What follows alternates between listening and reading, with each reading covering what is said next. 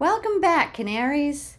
I'm Josie, the Thirsty Canary, and I want to learn and talk about water. It's one of our most important natural resources. It's probably, after air, it is the most important nutrient that we need to survive. So, water is, like I said, critical for life. And our bodies are approximately 60% water. It really varies on individuals. Um, Men actually tend to have more water, and also, just age and muscle. Muscle actually has more water in it as well. Pretty cool. So, did you read Newsweek's recent story?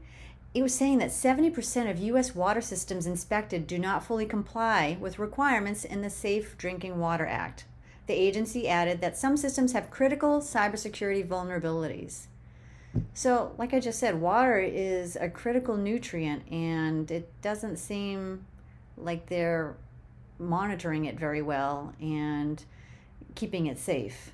And that's just security wise. And then there's the actual toxic levels and maintenance of it all. So, you go further into that. And actually, do you know what's in your water? Super important question. Do you know what your chlorine level? Do you have fluoridated water? Do you have municipal water, town or city water, or do you have well water? Either way, there are tests, and well water, it's highly recommended. It's tested every year. If it's municipal, it should be tested, and you should be able to find it easily online if you go, and just do a search for your town and your water. Also, there was this other quotes that I found. It was interesting. There's so much in the news about water, if you do any search. And the EPA website actually said that U.S. Geological Survey study of 2,100 private wells found that water pumped from about 1 in 5 wells contained one or more contaminants at a concentration greater than a human health benchmark for drinking water. So, people with well water are definitely, at risk, and they should definitely have their water tested yearly. Another news article I found from Earth Island Journal states that a new report by the Natural Resources Defense Council found nearly 77 million Americans are served by community water systems that had one or more violations under the Safe Drinking Water Act in 2015. The report estimates that 19.5 million Americans get sick each year from drinking water contaminated with pathogens. Estimates of cancers, reproductive and neurological diseases, or other serious chronic health problems caused by contaminated tap water remain unknown. The top 12 states with the most violations were, in alphabetical order, Arizona, California, Florida, Georgia, Kentucky, Maryland, New Jersey, Ohio, Pennsylvania, Texas, Washington, and Wisconsin. Wow. I mean, it's like a lot of states there. And they're varied. It's not really any specific region there. So that's kind of scary, honestly. I mean, water is so critical for our health, for our quality of life. So it's, like I said, it's a great idea to review your annual drinking water report. It could be called a Consumer Confidence Report, known as a CCR. You could always, even do a search for that as well. So just a few things to think about. And there's a lot of different filters, sold out there for water. I do recommend that you do get some sort of filtration system and not just drink tap water. Even though the United States is a first world country, our water is poor here. We assume that it's good, it's clean, and that we're not going to get sick from it. We should not assume that. Look around you. There are so many people that have so many issues, sicknesses, allergies, just different maladies that water is part of it. It's a big part.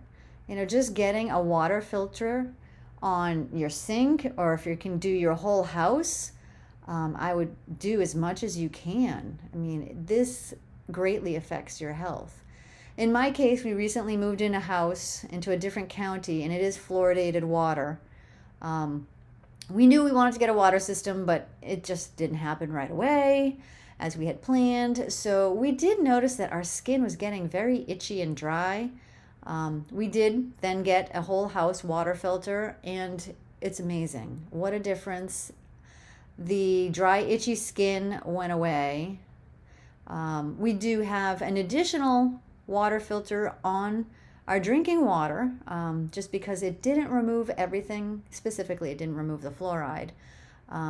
But, there's a lot of different filters, like I said, out there, and there's a lot of stuff in everyone's water.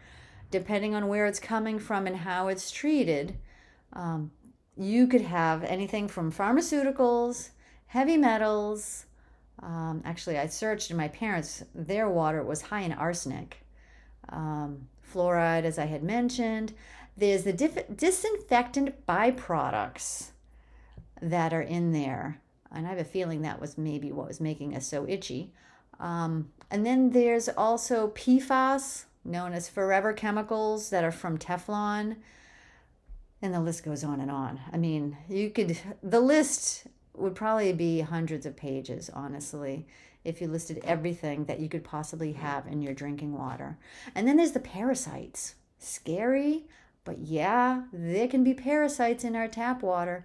You think that it could only be third world countries that may have parasites? Unfortunately, that's not true. Not all parasites are bad necessarily, but they're not usually good either. So highly recommend you get some sort of filter for your water.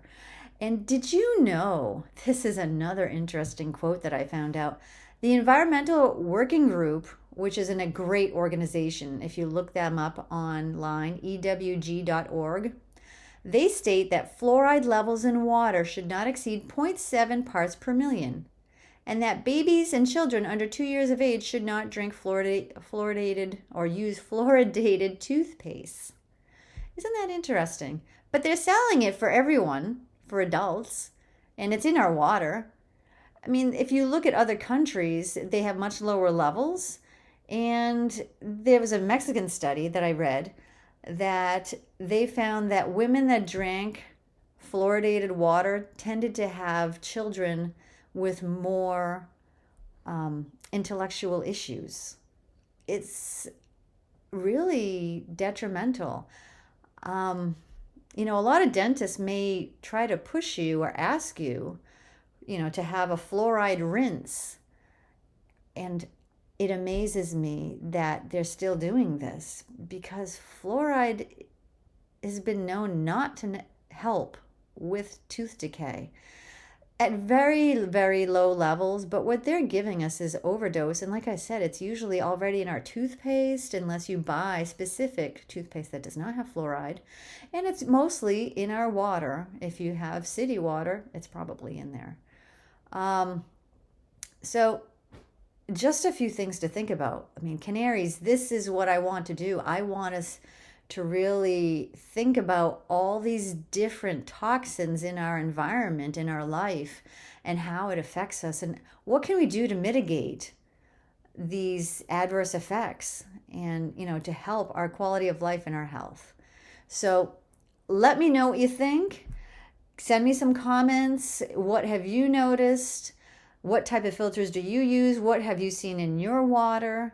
And what type of issues do you see? Like I've said, we had itchy, dry skin. That was noticeable. And there's a lot of different water filters out there. So what kind of water filters are you using? And everyone has a different perspective and opinion on different water systems. So it varies. So many people love reverse osmosis. And honestly, reverse osmosis is great. It removes everything. But the problem is, it removes everything.